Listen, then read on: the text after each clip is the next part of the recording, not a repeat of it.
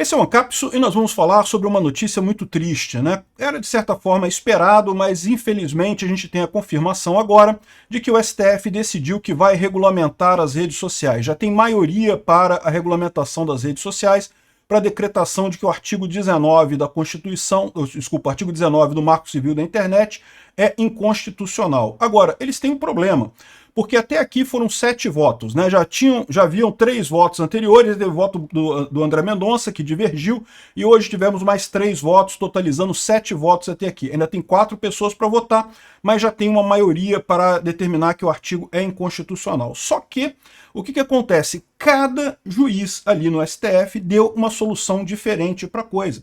E isso demonstra cabalmente que isso era matéria para ser apreciada no Congresso, não era matéria para ser apreciada no STF.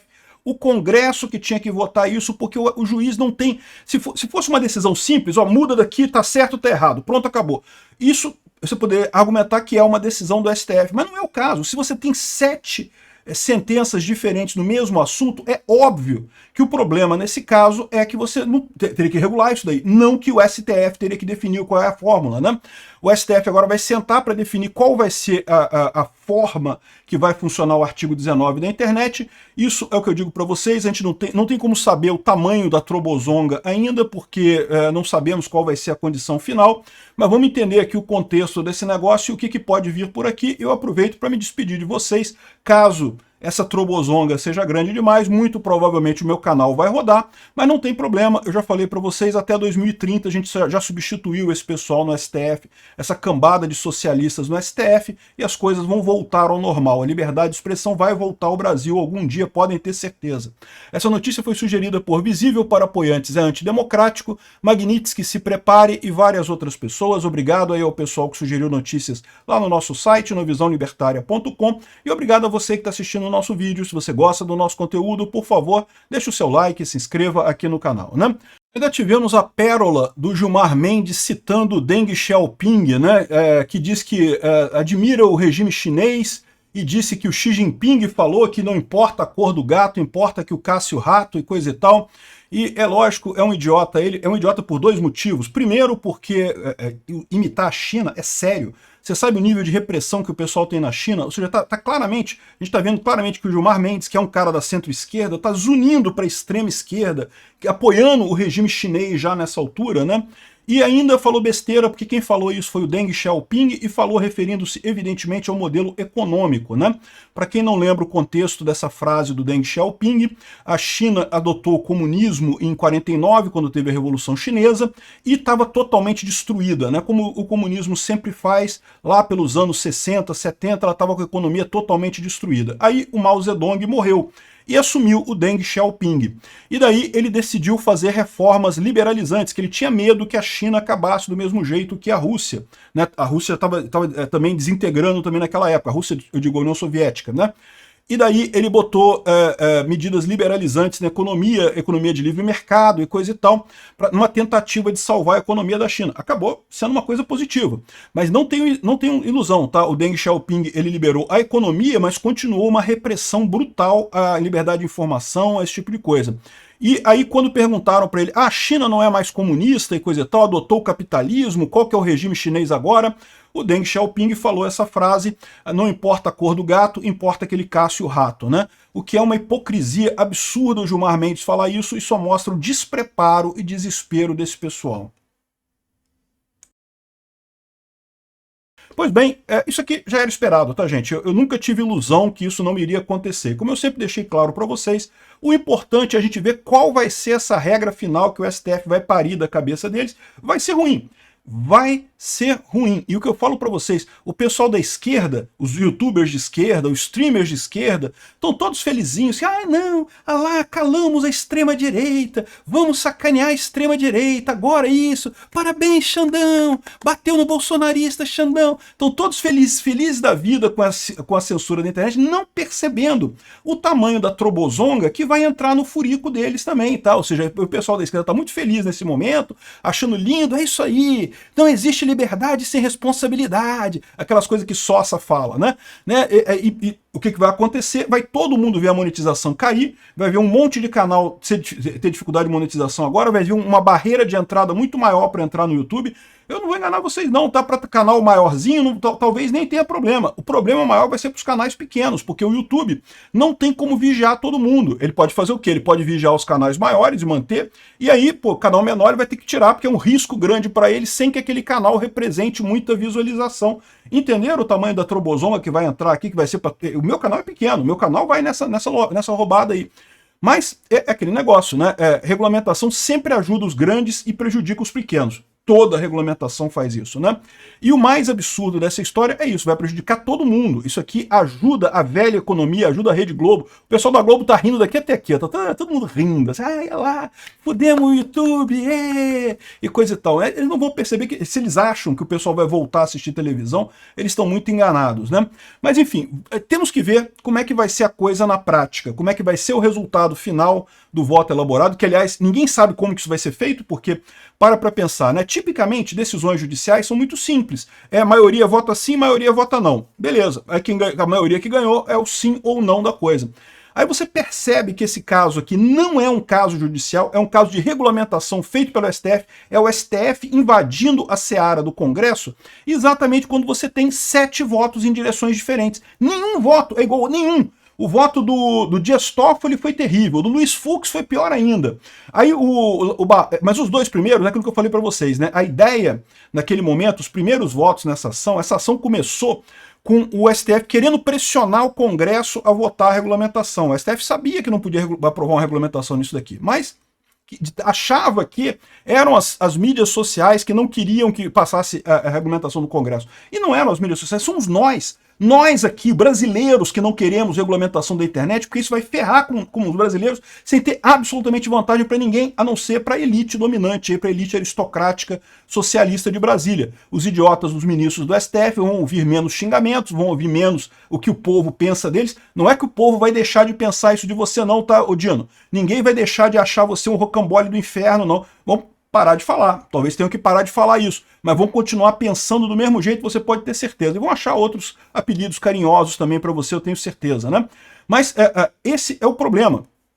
Eles queriam forçar as empresas de rede social a pedir que o Congresso regulamentasse isso. Aí botaram votos terríveis. Foi do Dias Toffoli e do Luiz Fux. Só que não colou, porque, de novo, somos nós que queremos que não tenha regulamentação. É o brasileiro. É o Congresso funcionando da melhor maneira possível, representando o povo brasileiro contra a elite aristocrática socialista, esses merdas que vocês aí do STF se incluem nessa elite, né?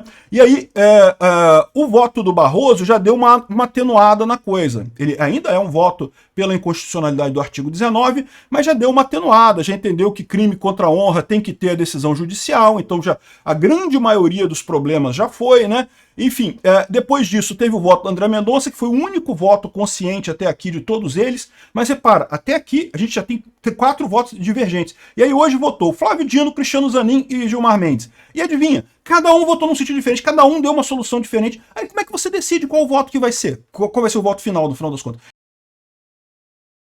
E ainda tem mais 4 para vir aí, tá? Os outros 4, eu não sei se vão acompanhar o voto de algum deles ou se vai definir 4 novas correntes. Ou seja, arrisca você ter no final 11 decisões diferentes sobre o mesmo tema. Como é que você decide qual que é a decisão correta?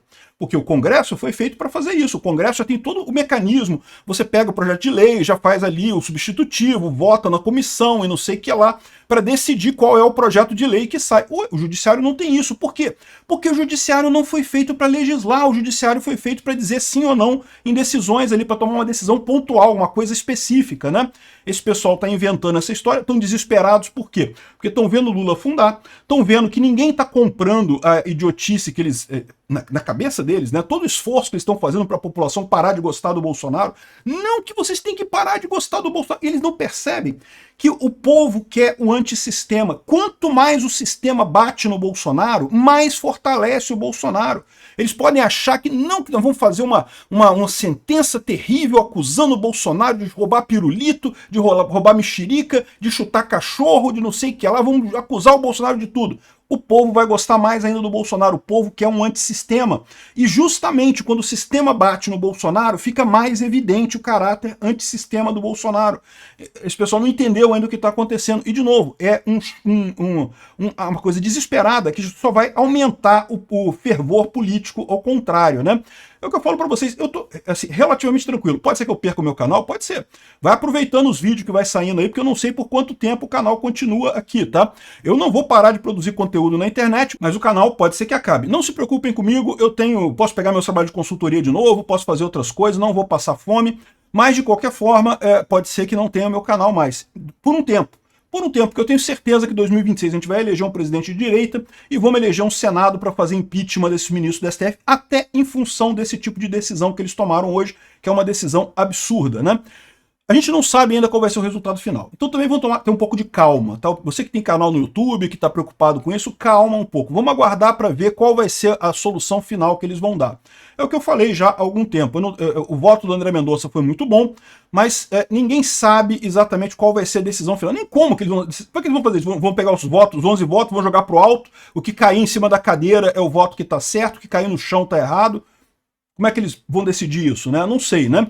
Enfim, tá aqui, os 3 votos de hoje foi diferente. O Dias Toffoli e o Luiz Fux já tinham votado, aí o André Mendonça foi o que considerou constitucional, o Flávio Dino disse que prevê a responsabilização dos provedores de internet pelo artigo 21 do Marco Civil da Internet, prevê a possibilidade de responsabilidade quando a plataforma digital não tomar providências para retirada de conteúdo após notificação extrajudicial feita pela vítima ou advogado.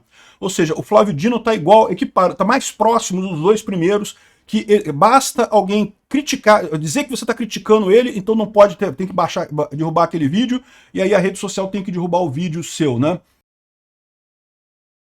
E nos casos de crime contra a honra será previsto o mesmo do artigo 19 da internet, que tem responsabilidade de só ocorrer se a rede social não retirou o conteúdo sem ordem judicial. Menos mal, porque, por exemplo, quando eu chamar o Flávio Dino de rocambole do inferno, ou de gordola, ou de ladrão, ele teria que primeiro entrar na justiça para exigir a retirada do meu vídeo do ar, né? Depois, as plataformas têm o dever de evitar que se façam perfis falsos e coisa e tal. Mas isso aqui, qual é o conceito de perfil falso? Pseudônimo é permitido, é conhecido nisso daí. Perfil falso é só se alguém se passa por outra pessoa, né? O Zanin também propôs critério, caso o conteúdo criminoso, a plataforma seria responsável, não sei o que lá. Enfim, cada uma decisão no sentido diferente, uma coisa absurda que só mostra que não deveria ser tratado pelo STF esse negócio. Vamos aguardar para ver qual vai ser o voto final, qual vai ser o resultado final dessa lambança.